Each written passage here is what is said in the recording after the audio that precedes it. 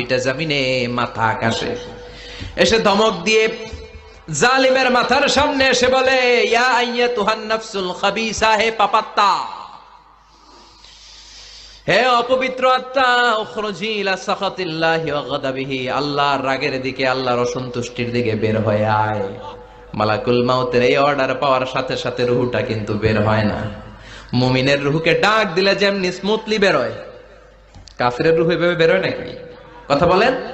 রুহটা ডানে যায়, ফাতাতাফাররাক, একবার রুহটা ডানে যায়, আবার রুহটা বায়ে যায়, আবার সামনে যায়, পায়ে যায়, হাতের মধ্যে ঢুকে ডানে বায়ে যায়। মালাকুল মাউত আবার ধমক দিয়ে বলে, ইয়া আইয়াতুহান নাফসুল খাবিসা, পাপাত্তা, বের হয়ে আয়।